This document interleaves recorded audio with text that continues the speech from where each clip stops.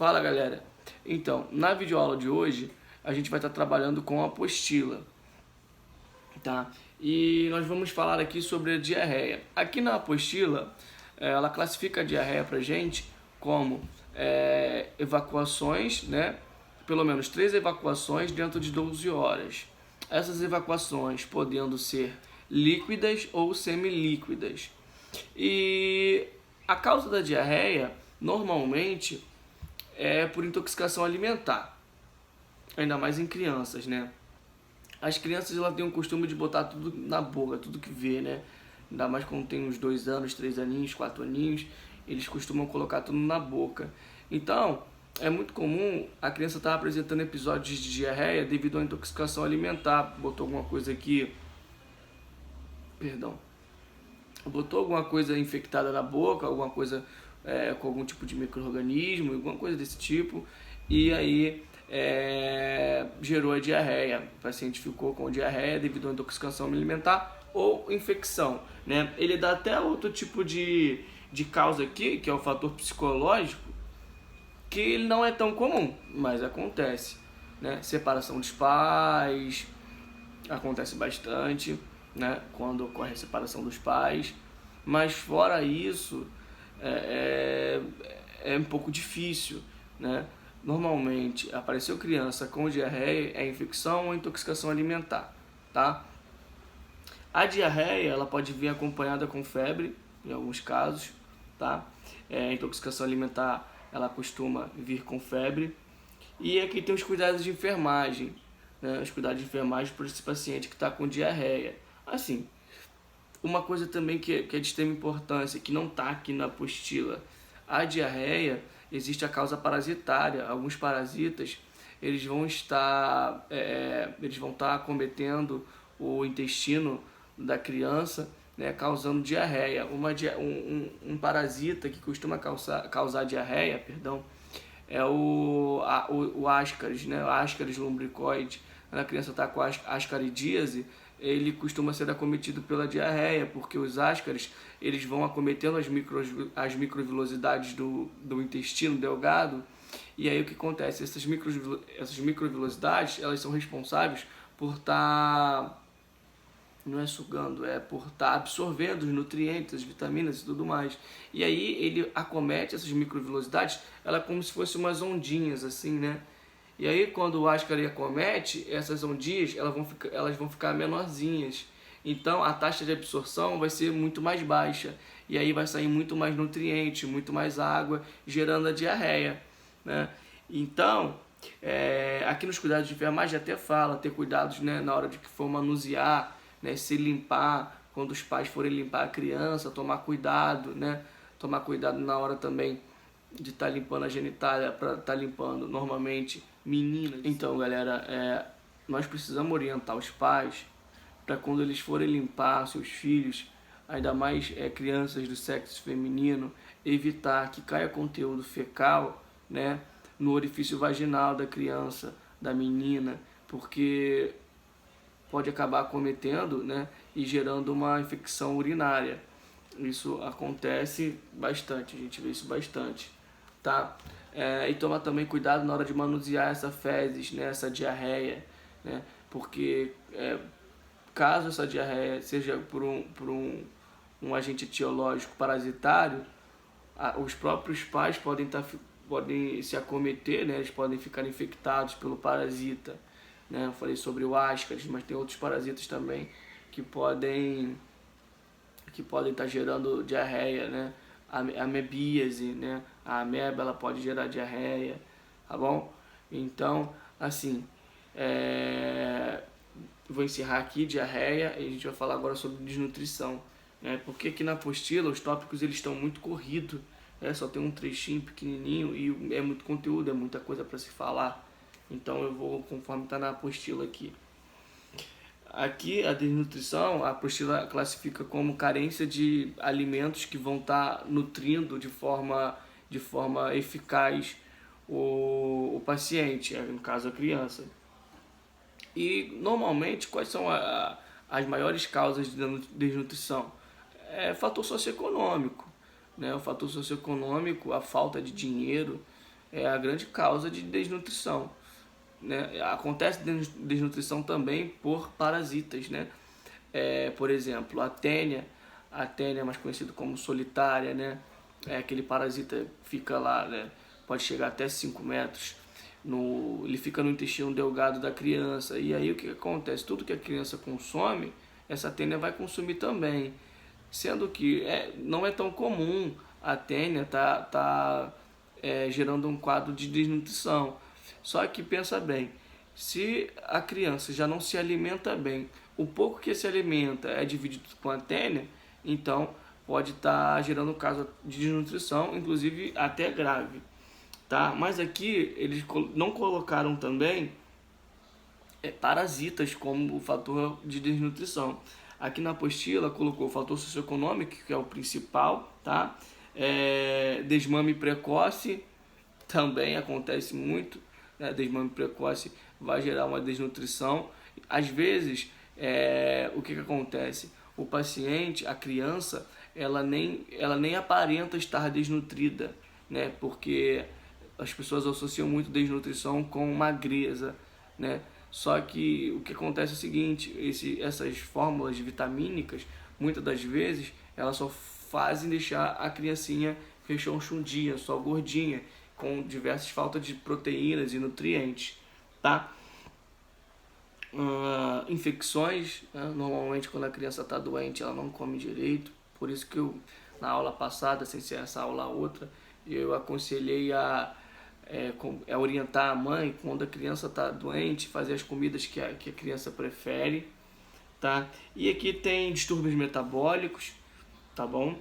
E os sintomas de desnutrição, aí aqui tem detenção do crescimento e desenvolvimento, óbvio, né?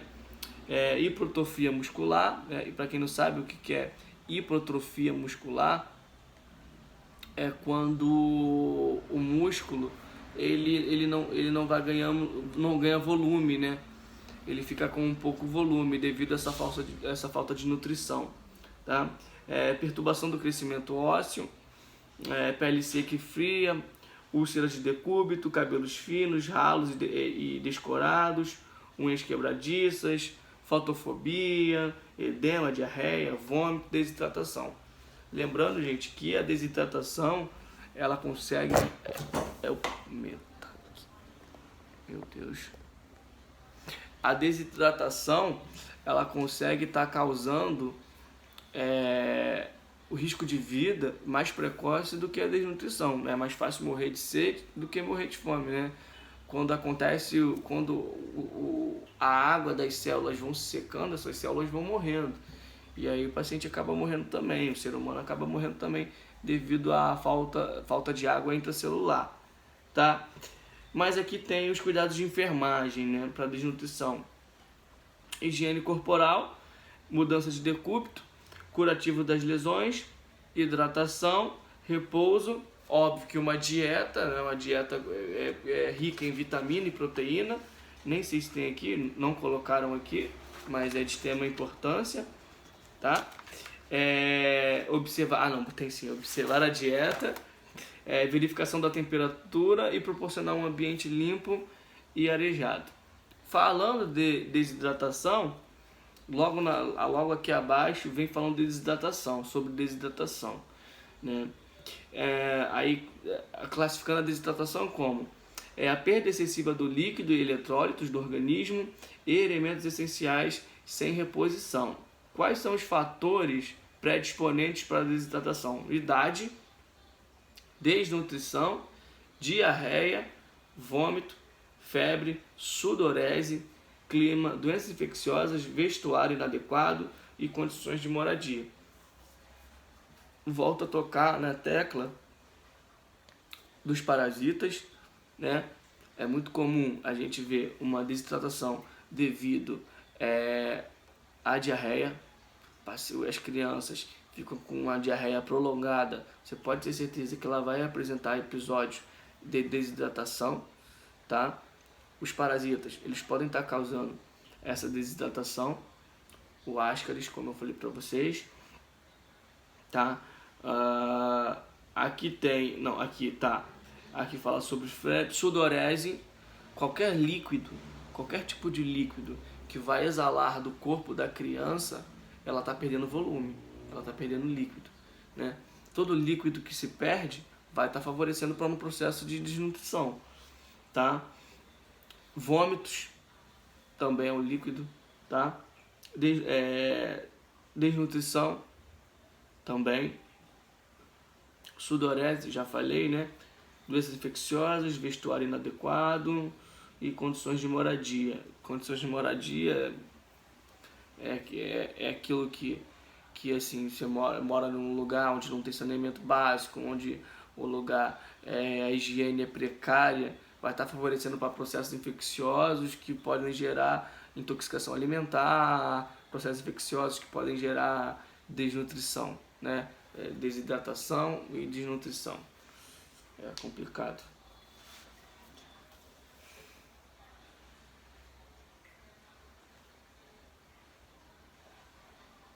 Aqui vem falando sobre eritema de fraldas.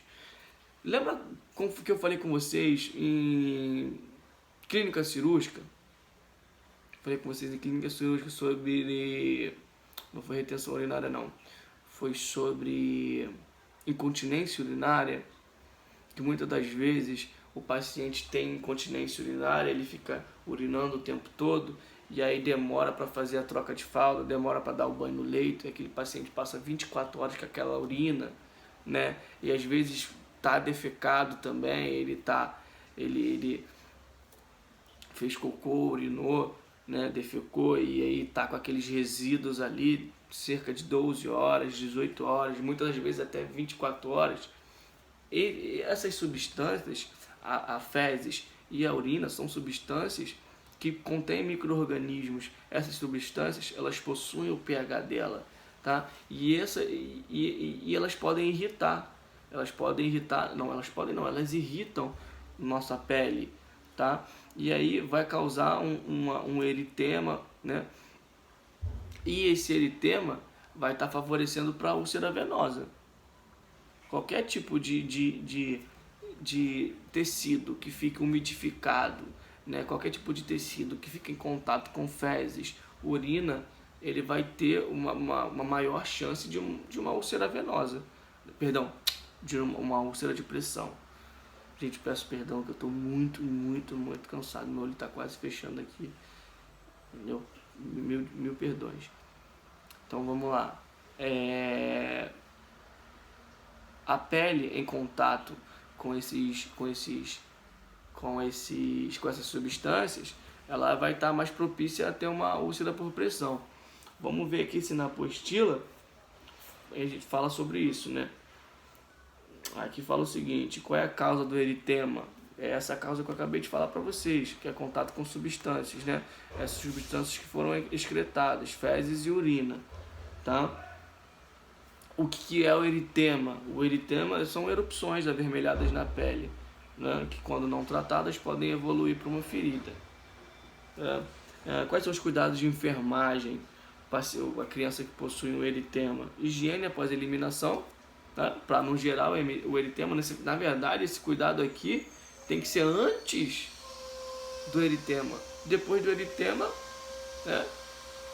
Adianta porque não é legal deixar fezes nem urina dentro de um eritema, né? Próximo a um eritema, que pode evoluir para uma ferida.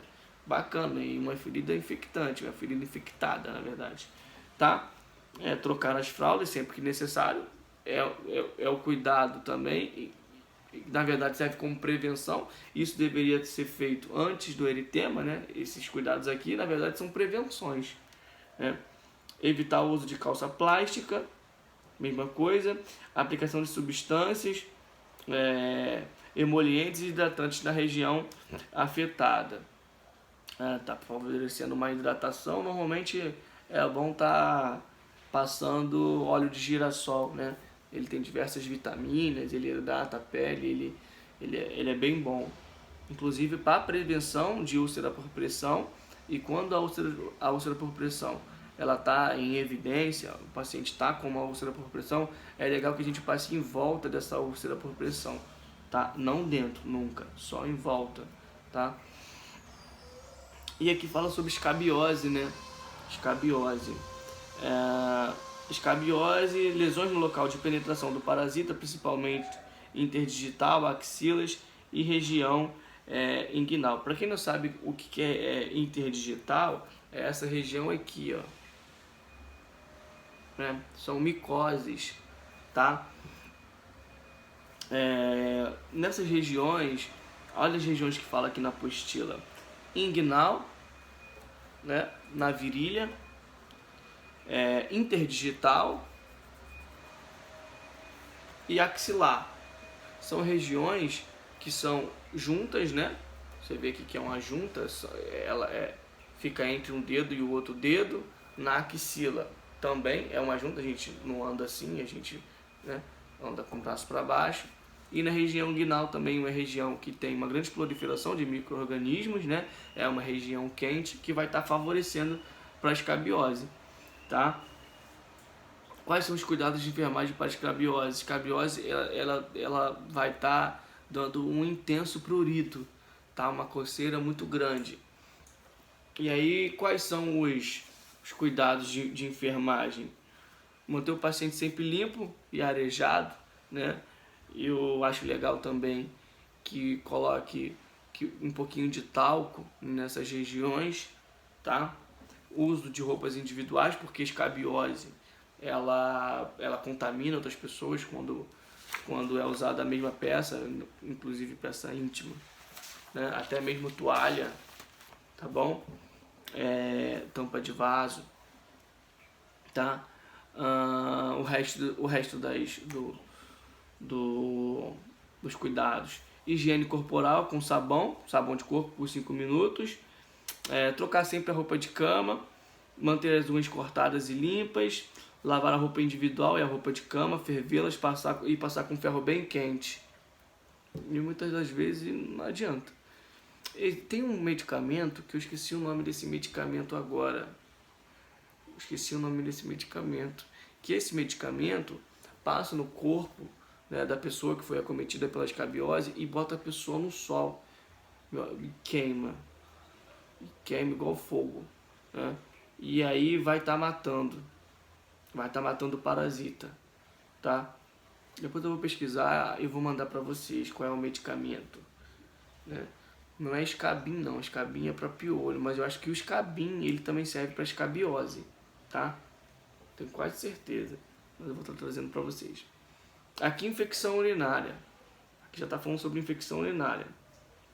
Infecção urinária, aqui está classificando como uretrite, ascite e nefrite. Na verdade, o que acontece? Vou explicar para vocês. Uretrite é quando tem o acometimento da uretra, quando a uretra está infectada, né? Está com processo infeccioso. A ascite é quando a bexiga está infectada, e a nefrite é quando o rim está infectado, o rim está com algum tipo de infecção, tá? Quais são os sintomas de infecção urinária? Muito. Febre, né? Febre é sintoma de infecção urinária. Outro sintoma vasoconstrição da uretra.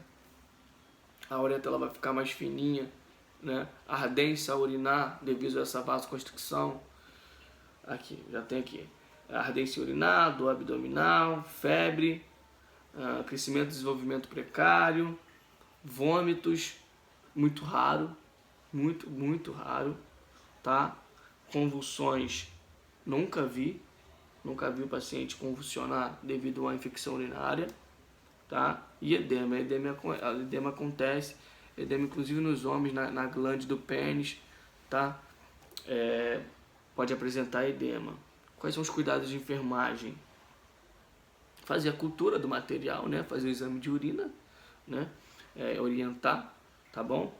Hidratação, porque muitas das vezes o paciente está com infecção urinária devido a pouca ingesta d'água, né? Quando o paciente ele bebe pouca água, aquela água que ele bebe, mesmo sendo pouca, ela fica ali no rim, né? E aí ela fica ali e vai ficando, o paciente não bebe água, quase não urina, então aquela água fica lá, aquele resíduo de água fica lá. E aí vai ter proliferação de micro-organismos, né, que vai estar favorecendo para um processo infeccioso. É a mesma coisa da gestante, não é? A gestante, ela não acaba ficando com infecção urinária. Por que ela fica com infecção urinária? É porque o útero vai crescendo, crescendo, e aí o útero vai comprimir o ureter. O ureter não vai conseguir, né, fazer com que toda a urina saia, porque ele está comprimido, então vai ficar resquício de urina, né? Vai ficar resquício de urina ali na região do rim. E aí, meu amigo, é infecção urinária. A gestante, ela fica com infecção urinária devido a isso, tá? É a causa mais comum de infecção urinária em gestante, tá bom?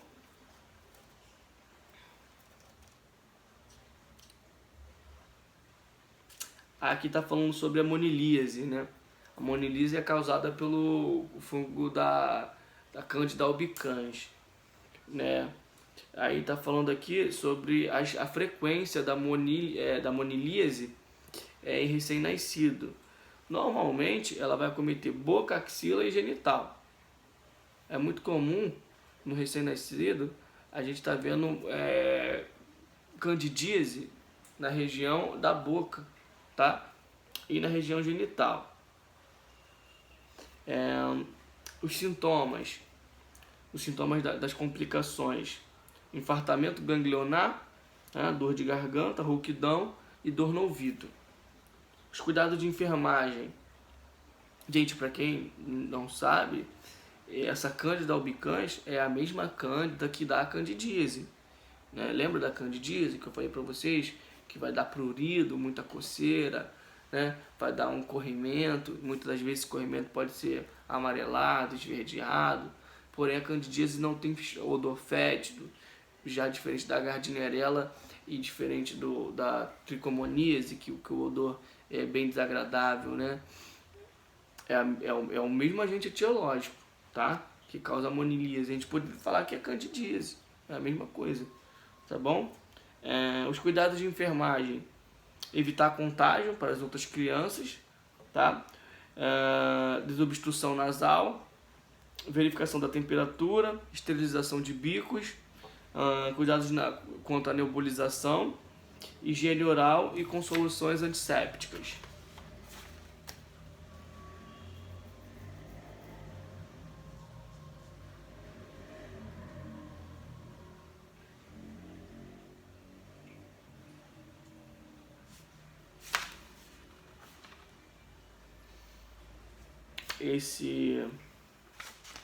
Isso aqui sobre HIV, né? Assistência à criança com HIV, eu prefiro fazer um slide. Para vocês, porque tem bastante coisa, são coisas importantes.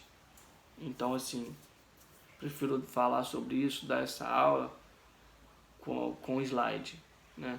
Porque eu sempre mudo alguma coisa e esse tema é bastante importante. Então, eu quero dar uma valorizada nesse tema aqui do HIV. Tá? Inclusive, é a apostila toda, né, sobre HIV. Acabou. Fecha aí, irmão.